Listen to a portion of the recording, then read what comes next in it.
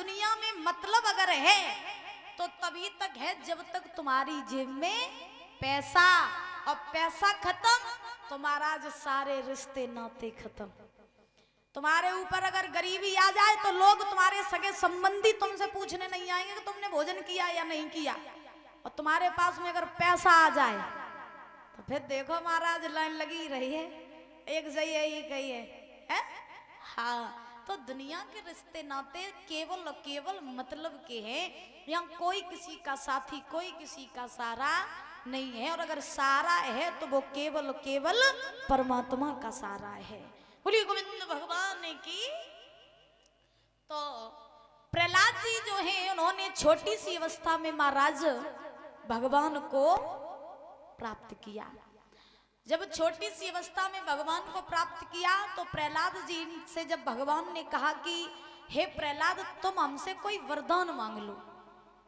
तुम हमसे कोई वरदान मांग लो, तो प्रहलाद जी ने भगवान से कहा है नाथ अगर आप मुझे कुछ देना ही चाहते हो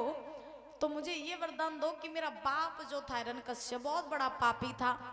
और मैं ये सुनता हूँ कि जो पापी होते हैं, जो दुष्ट होते हैं, वो मरने के बाद में नरक में जाते हैं, उनको मुक्ति नहीं मिलती है। तो महाराज मैं आपसे एक ही बात चाहता हूँ कि मेरा जो बाप है वो नरक में न जा करके स्वर्ग में चला जाए, यानी मेरे बाप की मुक्ति हो जाए। तो जब ये वचन सुने भगवान ने प्रहलाद के, तो भगवान कहने लगे वाह बेटा, अगर तेरी जगह कोई और भी होता ना तो ये कहता कि बाप ने मेरे ने बहुत अत्याचार करियो, जो ऐसी जगह भेजियो जहां से दोबारा लौट के ही ना है। हाँ, अब प्रहलाद जी क्या कह रहे हैं प्रभु से कि हे प्रभु मेरा बाप जो है वो बहुत बड़ा धर्मी था, तो मैं ये चाहता हूं कि मेरा बाप नरक में न जा करके स्वर्ग में चला जाए। और अगर आज कल के लड़का होते, हाँ दादा, अगर आज कल के लड़का होते तो जय कहते कि परमात्मा मेरे बाप को ऐसी जगह भेजियो जहां से जू लौट के ना आए, जहां जाके मट्टी को कबूच रही या न खाए। हमने सुना अपने कौओं से महाराज ऐसे ही कहते, अगर बाप बच्चे को डांट भी दे ना और बाप बच्चे को एक तमाचा भी मार दे तो आजकल के बच्चे यही कहते हैं कि तुम्हें छोड़ेंगे नहीं,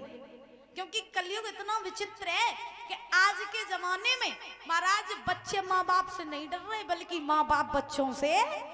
डर रहे हैं। तो प्रहलाद जी ने छोटी सी अवस्था में भगवान को प्राप्त किया।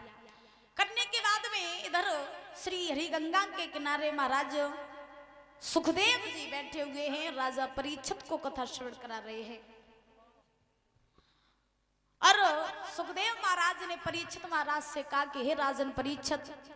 पृथ्वी पर बहुत से ऐसे वक्त हुए जिन्होंने छोटी छोटी अवस्था